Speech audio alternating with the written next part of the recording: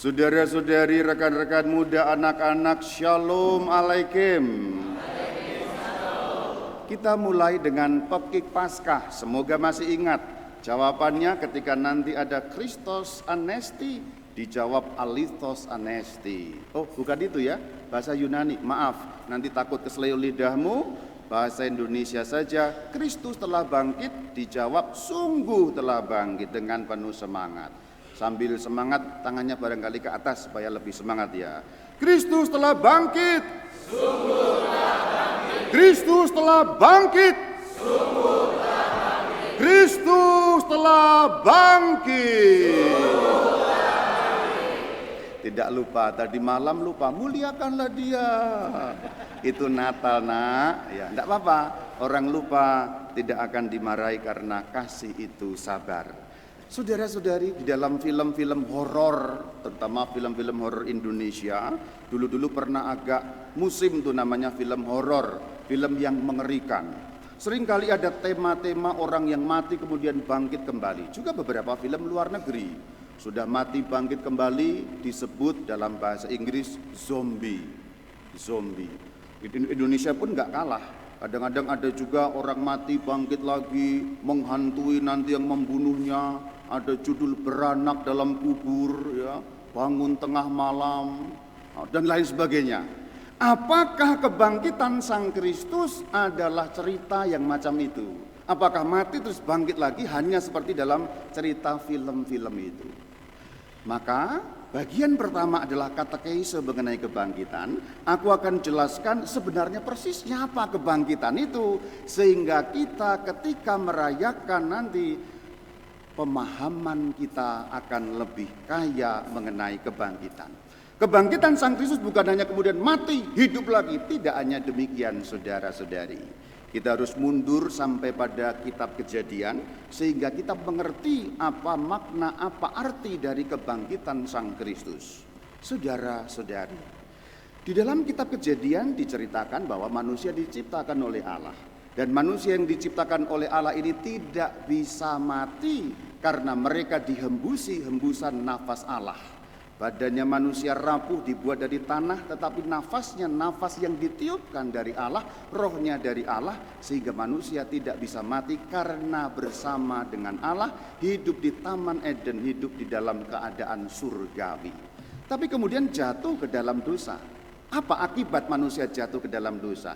Ketika manusia jatuh ke dalam dosa, akibatnya adalah satu, yaitu kematian. Ketika manusia sebelum berdosa tidak bisa mati, baik badannya, baik rohnya tidak bisa mati. Tapi kemudian ketika manusia jatuh dalam dosa, mengalami kematian seperti dinyatakan dalam Alkitab, upah dosa adalah maut.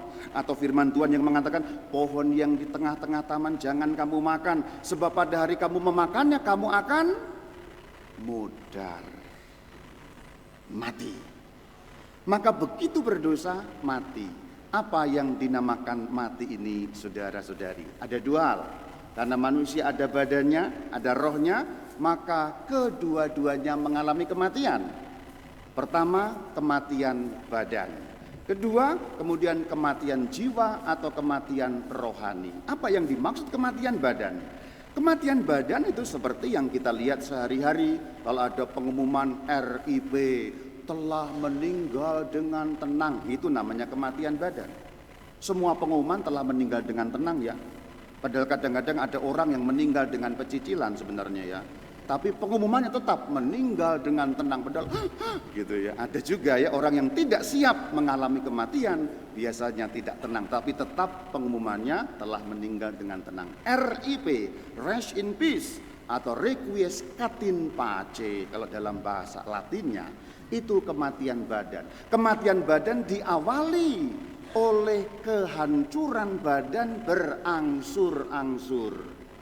Jadi kalau nanti sudah mulai umur 40, 45, 50, 55, itu mulai ceritanya adalah pengantar-pengantar kematian yang dimulai dengan berangsur-angsur. Untuk anak-anak tenang, masih agak jauh biasanya ya. Tapi umur tidak ada yang tahu, belum lama itu anak umur 12 meninggal juga. Tapi pada umumnya memang awalan dari kematian perlahan-lahan. Rambut dulu banyak, mulai sedikit. Nah, rambut dulu hitam, mulai memutih.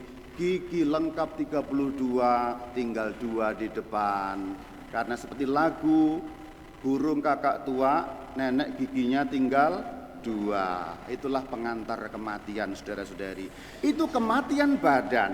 Jadi badan yang harusnya sehat terus. Kita bayangkan kalau manusia tidak berdosa, Dokter Tito tidak punya pekerjaan di dunia ini. Karena manusia tidak ada sakit. Karena manusia mengalami kematian ada sakit, sehingga ada namanya dokter, ada namanya tabib, ada namanya yang menyembuhkan. Itu kematian badan. Yang kedua, kematian rohani atau roh atau jiwa. Terpisah dari Allah. Kalau dijelaskan pakai bahasa teologi rumit, aku pakai bahasa Jepang saja jelas dan gampang. Bahasa gampangnya masuk neraka, gitu sajalah. Jadi badannya hancur, badannya rusak, jiwanya ada di neraka, tidak bersama dengan Allah. Itulah nasib manusia yang berdosa. Lalu kebangkitan sebenarnya bukan hanya soal hidup dari mati, tetapi mengembalikan keduanya ini sehingga utuh kembali seperti semula ketika diciptakan oleh Allah Bapa. Sehingga Kristus bangkit, maksudnya apa? Badannya Kristus itu pulih seperti semula, sehingga badannya Kristus tidak akan mengalami kematian, tidak akan mengalami kesakitan. Contoh gampang sederhana, sebelum bangkit dari kematian ketika disalib, baginda Yesus mengalami sakit, dipaku tok-tok, sakit, dipukul cetek, sakit, pakai mahkota duri berdarah-darah, merasakan sakit persis seperti kita semua. Karena badannya badan manusiawi, badan jasmani. Tetapi setelah kebangkitan, inilah badan sempurna atau tubuh kemuliaan atau badan seperti dulu diciptakan pada saat awal penciptaan. Itulah kenapa nanti dalam cerita-cerita pada masa Paskah ini ada satu kisah ketika murid-murid berkumpul di satu rumah karena takut pintu-pintu terkunci, semuanya tembok, semuanya tutup pintu. Tiba-tiba Sang Kristus muncul di tengah-tengah, Cilubah Shalom Alaikum. Kata-kata nggak usah dijawab yang bagian ini. Ini menceritakan. Yang ini bukan salam. Kamu terlalu semangat, saudara. Tapi ku acungi jempol bahwa kamu semangat, berarti tidak tidur ya. Jadi kata Shalom Alaikum itu ada di Alkitab, yaitu ketika baginda Yesus dengan pintu-pintu terkunci, murid-murid di dalam, beliau langsung masuk tanpa buka pintu, nembus tembok, gampangnya begitu, lalu mengucapkan Shalom Alaikum. Yohanes 20 ayatnya yang ke-19. Itu menunjukkan apa? Badannya badan sempurna, badannya badan kemuliaan, tidak lagi dikuasai oleh kematian. Jadi hal pertama yang dipulihkan oleh Sang Kristus, badan yang hancur dipulihkan, dibalikkan kembali, disempurnakan seperti dulu awal mula ciptaan. Itulah kenapa yang beriman kepada Sang Kristus nanti pada akhir zaman akan mengikuti beliau kebangkitan yang seperti itu. Hanya nunggu dulu. Orang pertama yang sudah mengalaminya adalah Bunda Maria yang tercinta. Itu orang manusia pertama selain Tuhan Yesus tentu saja yang mengalami kebangkitan badan, kemudian diangkat jiwanya dan raganya ke surga. Artinya apa? Tubuh ini nanti akan dipulihkan. Itu hal pertama yang dipulihkan dengan kebangkitan Sang Kristus. Maka mata minus tidak ada. Ini tidak akan pakai kacamata saya ini. Rambut botak numbuh lagi nanti ini semuanya. Gigi-gigi yang tanggal dan sudah potol itu giginya akan ada. Gampangnya apa? Kematian itu menghancurkan badan, tetapi kebangkitan Kristus mengembalikan badan manusia sempurna seperti ketika diciptakan Allah katakan sungguh amat baik. Itu hal pertama. Yang kedua, rohnya tadi. Roh terpisah dari Allah. Roh terpisah dari Allah maksudnya apa? Masuk neraka. Jadi kita ini sudah terkutuk masuk neraka kalau tidak ada kurban Kristus, tidak ada sengsara wafat dan kebangkitan Kristus. Sehingga dengan kebangkitan Kristus hubungan dengan Allah dipulihkan. Bahasa gampangnya, roh yang harusnya masuk neraka diperkenankan memasuki surga. Jadi saudara-saudari, kebangkitan Kristus bukan hanya sekedar seperti zombie, mayat hidup lagi, beranak dalam kubur, mati hidup lagi, nanti mati lagi, tidak. Tetapi memulihkan jasmani yang rusak, nantinya akhir zaman tidak akan mengalami kerusakan. Memulihkan rohani yang rusak, nanti akhir zaman kita bisa bersatu kembali dengan Allah.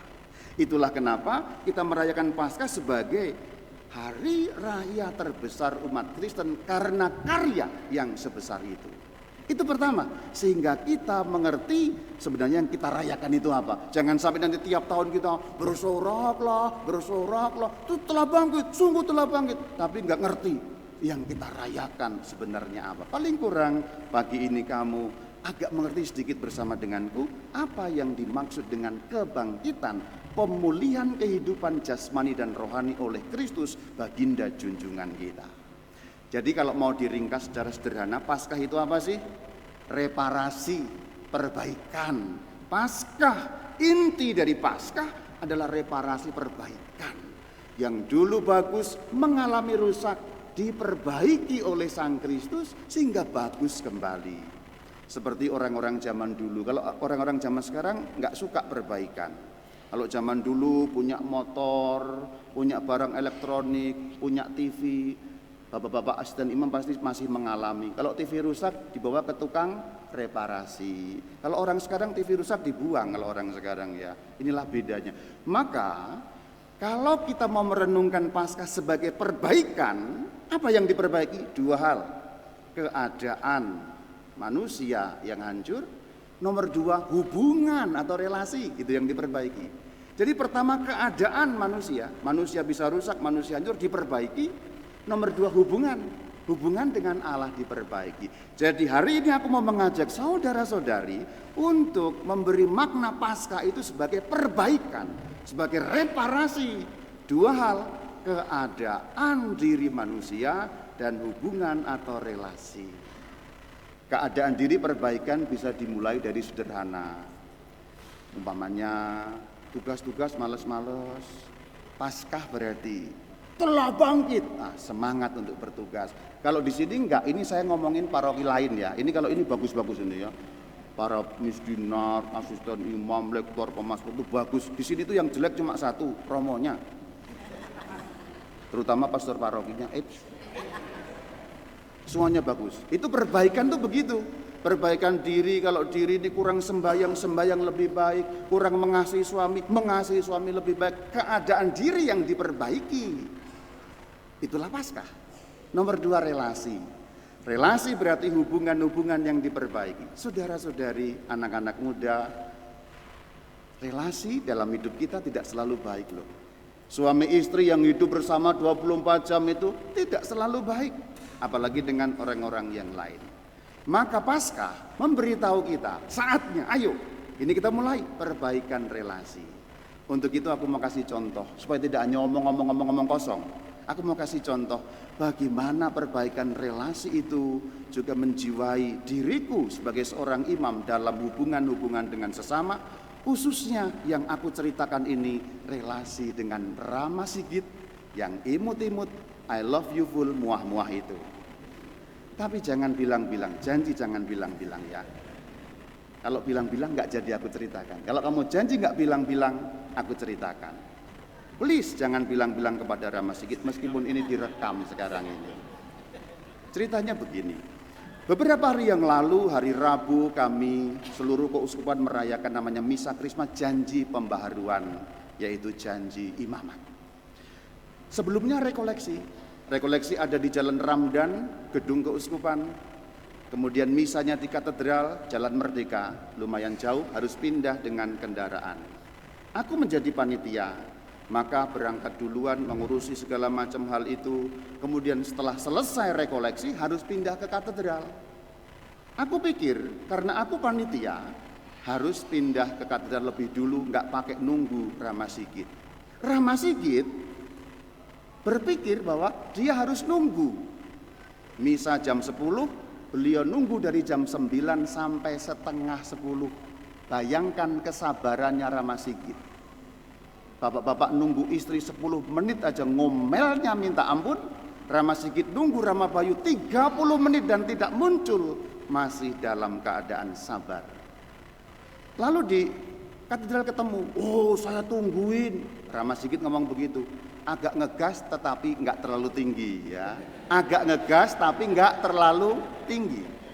Karena Rama Sigit orangnya sabar, senyum-senyum, agak ngegas tapi nggak terlalu tinggi. Aku tungguin loh. Saya juga nggak mau kalah dong. Kenapa nggak mau kalah? Lu memangnya kita pernah ngomong harus nungguin saya?